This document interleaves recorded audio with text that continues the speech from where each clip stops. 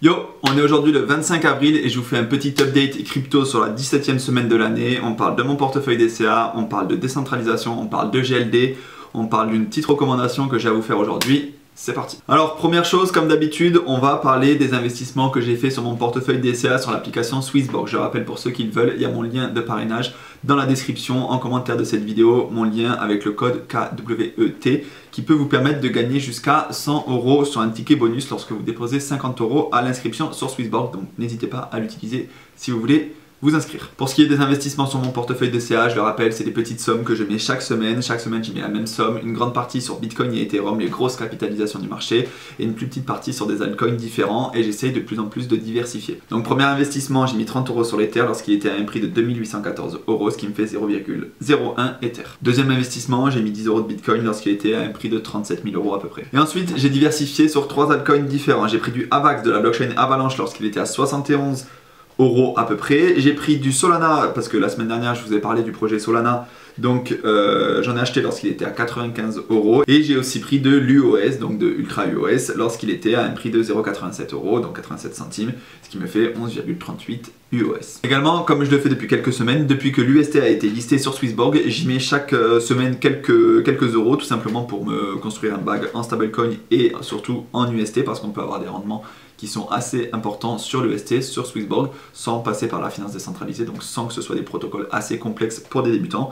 Sur l'UST, le pourcentage peut monter jusqu'à 19,5% sur Swissborg. Attention, les 19,5%, c'est uniquement si vous êtes au meilleur niveau de Swissborg, c'est-à-dire si vous stackez plus de 20 000 CHSB, vous allez pouvoir réduire vos frais de transaction à 0,5% et multiplier le rendement par 1,75. Donc là, on arrive jusqu'à 19% sur l'UST. Si vous êtes au niveau en dessous, vous stackez jusqu'à 2000 CHSB, là vous avez des frais de transaction qui sont de 0,75% sur la somme que vous voulez investir et un rendement qui est multiplié par 1,5. Et si vous êtes au niveau standard, c'est-à-dire que vous n'avez aucun CHSB de stacké, vous avez des frais d'échange qui sont de 1% et un rendement qui n'est pas multiplié, c'est-à-dire qui sera plutôt aux alentours de 9% sur l'UST actuellement. Donc attention, les pourcentages qui sont affichés sur le yield dans la marketplace sur Swissborg, c'est uniquement si vous êtes au meilleur niveau. Là par exemple, je vois sur Avalanche jusqu'à 8% de rendement, mais c'est simplement si vous êtes au niveau du max avec 20 000 CHSB de stacké. Si vous n'êtes pas à ce niveau-là, le rendement sera inférieur, mais ça reste quand même très intéressant. Je vous rappelle que si vous laissez vos cryptos sur les plateformes d'échange, c'est toujours plus intéressant de les faire travailler, de les mettre en stacking, plutôt que de les laisser dormir tout simplement. Ça pourra vous rapporter des intérêts. Ensuite, les investissements de cette semaine que j'ai fait aujourd'hui, j'ai mis seulement 15 € d'Ether lorsqu'il était à 2700 € parce que j'ai voulu simplement un peu plus diversifié cette semaine. J'ai mis 10 € de Bitcoin avec un cours du Bitcoin à 36 000 €. J'ai remis un petit peu d'UOS parce que c'est un projet dont j'entends de plus en plus parler. J'ai mis un petit peu de CHSB, le token natif de la plateforme Swissborg, tout simplement pour en accumuler de plus en plus, tout simplement pour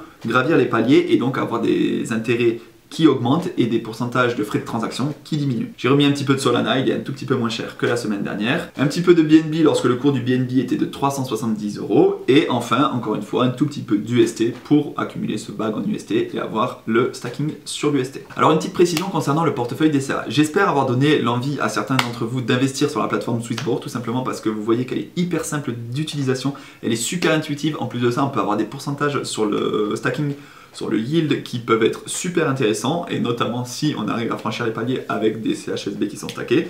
Mais sur Swissborg, il faut savoir que le nombre de crypto-monnaies qui sont listées sur cette plateforme est assez limité. Par exemple, EGLD n'est pas encore listé sur Swissborg, donc la team de Swissborg, si vous passez par là, qu'est-ce que vous attendez les gars? EGLD, un projet auquel je crois beaucoup, qui me tient à cœur et qu'on va évoquer juste après. Mais avant ça, je voulais vous dire que l'investissement sur mon portefeuille DCA ne va plus se faire uniquement sur Swissborg, mais on va passer un petit peu sur Binance, parce que sur Binance, on a tout simplement plus de cryptos qui sont listés. Lorsqu'on va acheter du BNB, pareil, c'est une crypto qui me tient à cœur. Ça va nous permettre de participer à des launchpads sur Binance, et pour l'instant sur Swissborg, on n'a pas toutes ces fonctionnalités de launchpad, d'NFT que l'on peut avoir sur Binance. Donc voilà, on va diversifier, on va mettre la moitié sur Swissborg, l'autre moitié sur Binance. En plus de ça, sur Binance, pour l'instant, les frais de transaction sont plus faibles lorsque l'on fait par virement bancaire. Même si l'application est un petit peu plus compliquée, bien que si l'on s'y plonge quelques heures, ça reste quand même assez intuitif.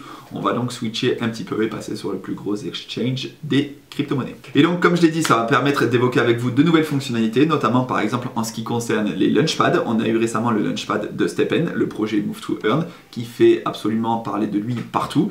Et on a eu tout simplement un launchpad très intéressant sur ce projet avec un token qui a explosé. Alors évidemment, c'est pas tout le temps le cas, des launchpads, il n'y en a pas tous les 4 matins sur Binance, mais ça reste intéressant de se diversifier. Maintenant, on va aborder un concept un peu plus au niveau du fondamental, on va parler de la décentralisation.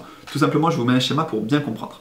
L'idée d'une centralisation, c'est que tout est regroupé au même point, c'est-à-dire une seule personne ou une seule entité va détenir le pouvoir pour tous les utilisateurs ou toutes les personnes qui veulent contribuer à un écosystème. Le modèle de décentralisation, en revanche, c'est complètement différent, c'est-à-dire que les utilisateurs sont reliés entre eux et on n'a plus une seule entité qui détient le pouvoir. On peut aller encore plus loin dans la distribution et là, ce seront les utilisateurs qui seront entre eux reliés et il n'y aura pas d'intermédiaire de confiance. Et c'est justement autour de cette idée de décentralisation qu'a été pensé le Bitcoin. Il n'y a pas une personne ou une entité qui va détenir le Bitcoin pour vous ou qui va tout simplement pouvoir le modifier. Le créateur du Bitcoin, comme vous le savez peut-être, on ne sait pas qui c'est Satoshi Nakamoto, c'est peut-être une personne, c'est peut-être un groupe de personnes. Mais voilà, contrairement à l'univers centralisé, avec une personne à la tête des grosses entreprises, par exemple Bill Gates à la tête de Microsoft, Mark Zuckerberg à la tête de Meta, donc de Facebook, Elon Musk, le patron de Tesla, qui va peut-être devenir le patron de Twitter, etc.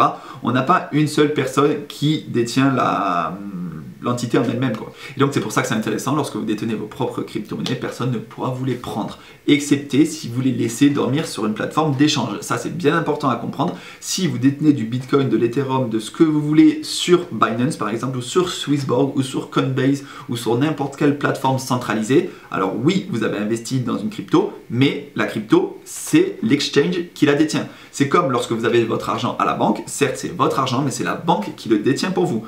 Contrairement à si vous passez sur des protocoles décentralisés, sur des wallets du type MetaMask ou alors sur des clés Ledger par exemple, là c'est vous et vous-même qui détenez votre propre crypto-monnaie et donc vous êtes responsable de votre clé privée. Pour ceux qui ne savent pas, une ledger c'est une petite clé comme ceci qui va vous permettre de vous connecter à la blockchain pour tout simplement détenir vos propres crypto-monnaies. Les crypto-monnaies ne sont pas stockées sur la clé, mais c'est la clé qui va vous permettre d'accéder à la blockchain sur laquelle sont stockées vos crypto-monnaies. Donc vous avez un code pour vous permettre d'y accéder et si jamais ce code est perdu, vous avez une phrase de récupération, une phrase de 24 mots que vous devez noter. Si vous voulez qu'on rentre un peu plus dans le fonctionnement de la ledger, si vous voulez que je vous explique à quoi ça sert, comment ça marche, comment s'en procurer une, pourquoi vous devez en avoir une, n'hésitez pas à me le dire et peut-être qu'on abordera ça dans le concept un peu des fondamentaux sur la prochaine vidéo. Bon, pour finir un petit peu avec l'idée de décentralisation, ça commence à faire long, donc je vais accélérer. Je vous mets une image qui représente l'évolution du web. Vous avez le web 1.0 où vous pouvez simplement consulter de l'information, vous ne pouvez rien faire d'autre que consulter l'information.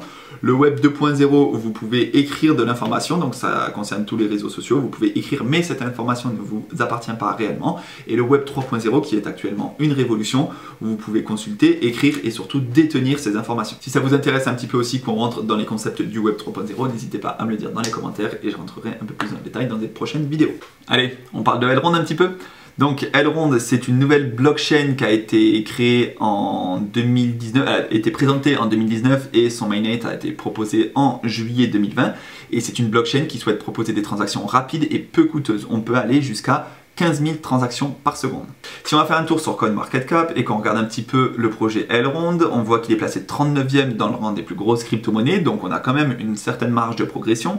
On a une market cap qui est de 3 milliards de dollars avec une supply, donc une offre en circulation de près de 21 millions de GLD. Le prix de l'EGLD actuellement au jour où je tourne la vidéo le 25 avril est de 154 $. Il a fortement diminué ces derniers mois parce qu'au mois de novembre de l'année 2021, on est monté jusqu'à 490, presque 500 $.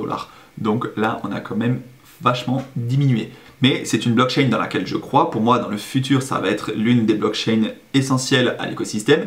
Et donc, c'est pour ça que, justement, le fait que le prix soit uniquement à 150 $, ça reste, selon moi, un point d'entrée intéressant. L'une des ambitions d'Elrond, c'est de promouvoir une utilisation massive de la blockchain pour des personnes lambda, pour des personnes non aguerries à cet écosystème, notamment par une interface facile et simplifiée par des DEX comme le Maiar Exchange. Un petit exemple sur le Maiar Exchange qui va simplifier la vie des utilisateurs, vous allez pouvoir échanger de la crypto-monnaie de façon décentralisée grâce à l'utilisation d'un hero tag qui est simplement un nom qui va vous représenter tout simplement, qui sera unique et vous n'aurez pas forcément besoin de passer par les adresses blockchain et les adresses qui sont parfois compliquées pour certains et qui peuvent faire peur pour le grand public. En plus de ça, sur la blockchain Elrond, vous avez la possibilité de stacker vos EGLD et vous avez la possibilité aussi de participer à des launchpads. Si vous voulez qu'on rentre un peu plus dans les fonctionnalités qu'on peut avoir sur Maiar, n'hésitez pas à me le dire dans les commentaires. Si la blockchain Elrond vous intéresse, et donc la crypto qui est associée Legold, que l'on appelle aussi EGLD, ça vous intéresse, n'hésitez pas à consulter la chaîne Mon Bitcoin et mon couteau. Je vous recommande beaucoup cette chaîne parce que c'est un gars qui arrive à vulgariser les news qui se passent autour d'Elrond, qui